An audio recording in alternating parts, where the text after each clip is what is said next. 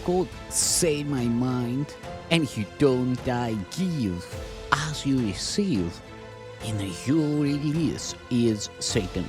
Today's teaching is the part 182 in the series Christ's Forgiveness, How to Manifest Immortality Season 2.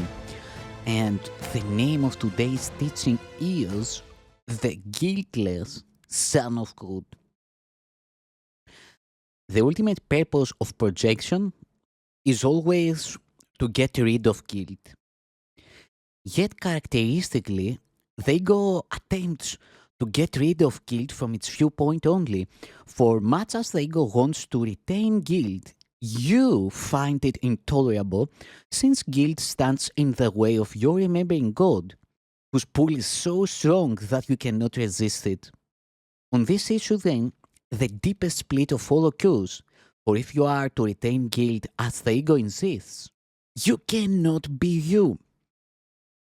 Only by persuading you that it is you could the ego possibly induce you to project guilt and thereby keep it in your mind.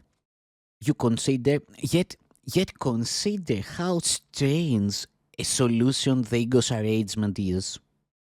You project guilt to get rid of it, but you are actually merely concealing it.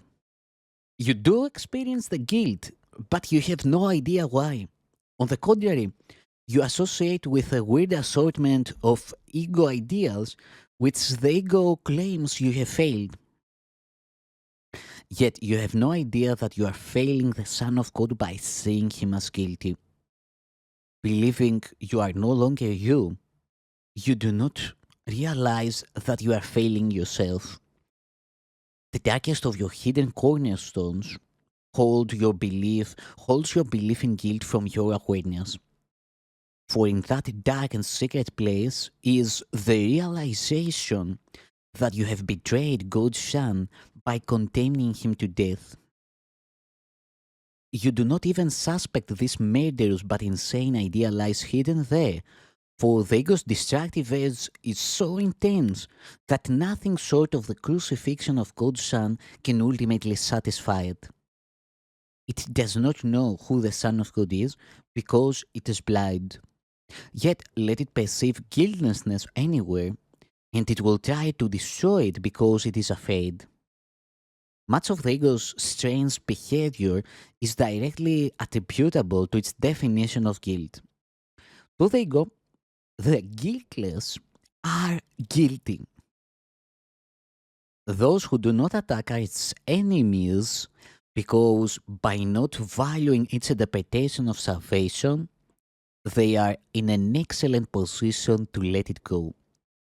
They have approached the darkest and deepest cornerstone in the ego's foundation, and while the ego can withstand your raising all else to question, it guards this one secret with its own life, for its existence depends on keeping this secret. So it is this secret that we must look upon, for the ego cannot protect you against truth, and in its presence, the ego is dispelled. In the calm light of truth, let us recognize that you believe you have crucified God's Son. You have not admitted to this terrible secret because you would still wish to crucify him if you could find him. Yet the wish has hidden him from you because it is very fearful and so you are afraid to find him. You have handled this wish to kill yourself by not knowing who you are and identifying with something else.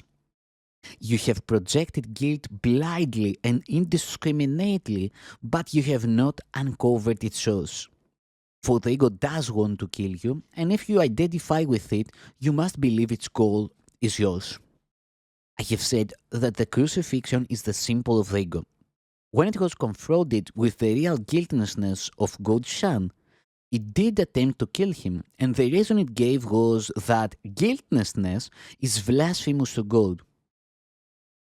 To the ego is God, and guiltlessness must be interpreted as the final guilt that fully justifies murder. You do not yet understand that any fear you may experience in connection with this cause stems ultimately from this interpretation, but if you will consider your reactions to it, you will become increasingly convinced that this is so. This course has explicitly stated that its goal for you is happiness and peace. Yet, you are afraid of it. You have been told again and again that it will set you free. Yet, you sometimes react to it as yet you sometimes react to it as if it is trying to imprison you. You often dismiss it more readily than you dismiss the ego's thought system. To some extent, then, you must believe that by not learning the cause, you are protecting yourself. And you do not realize that it is only your guiltlessness that can protect you. The atonement has always been interpreted as the release from guilt, and this is correct if it is understood. If it is understood. Yet even when I interpret it for you, you may reject it and not accept it for yourself. You have perhaps recognized the futility of the ego and its offerings, but though you do not want them, you may not yet look upon the alternative with gladness. In the extreme, you are afraid of redemption and you believe it will kill you. Make no mistake about the depth of this fear, for you believe that in the presence of truth, you might turn on yourself and destroy yourself. Little child, this is not so. Your guilty secret is nothing, and if you will but bring it to the light will dispel it. And then no dark cloud will remain between you and the remembrance of your father, for you will remember his guiltless son, who did not die because he is immortal. And you will see that you were redeemed with him and have never been separated from him. In this understanding lies your remembering, for it is the recognition of love without fear. There will be great joy in heaven on your homecoming, and the joy will be yours. For the redeemed Son of Man is the guiltless Son of God, and to recognize him is your redemption.